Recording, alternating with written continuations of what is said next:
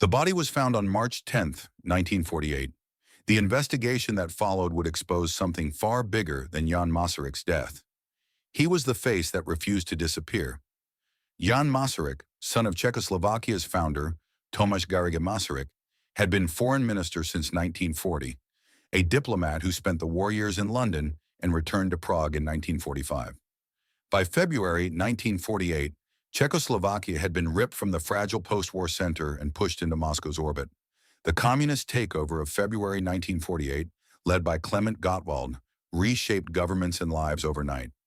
President Edvard Beneš resigned on March 1st. The atmosphere was one of intimidation, arrests, and sudden reassignments. Masaryk remained in the Chernin Palace, the foreign ministry on Loritanske Náměstí, a living symbol of resistance. Tension mounted through the first week of March. Witnesses later testified that Masaryk was exhausted, that colleagues pleaded with him not to resign so that a non-communist face would stay in the government.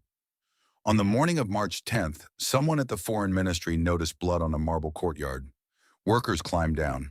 According to contemporaneous reports, Jan Masaryk was found beneath a bathroom window of the Chernin Palace. The official pronouncement by Czechoslovak authorities was simple: suicide. The headline stabilized a fragile regime. The public explanation fit a political need, but the scene did not fit the explanation. Courthouse records and later memoirs record that Masaryk had multiple skull fractures. Eyewitnesses said glass had not shattered in a way consistent with a clean jump.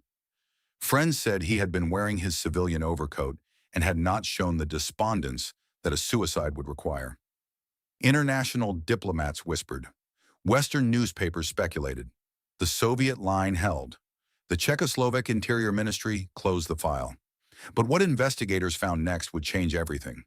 Decades later, declassified documents and renewed scrutiny reopened the case. In 2004, Masaryk's remains were exhumed and subjected to modern forensic testing. The autopsy revealed injuries inconsistent with a simple fall. Prague prosecutors reviewed the evidence. In 2006, according to official statements, investigators concluded that a third party was responsible. They said the pattern of blows to the skull could not be explained by an accidental fall from the Chernin Palace window alone. Declassified diplomatic cables from British and American envoys preserved the suspicion that Soviet agents or domestic communist operatives had been involved. Yet direct, prosecutable proof remained elusive. The fallout was political and personal. No one was ever convicted. Klement Gottwald's government cemented power. Several non-communist ministers were removed. Others reconciled or disappeared over the following years. Witnesses recanted, emigrated, or were quieted. The initial ruling of suicide had given the regime a certificate of normalcy. Later calls for accountability collided with the Cold War's geography and with silences from Moscow.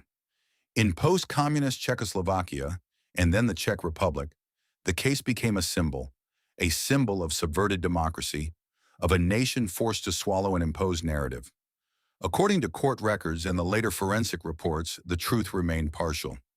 Investigators believed at least one hand pushed the minister into fate's path. Others believe he was thrown or beaten and then dropped to create an illusion.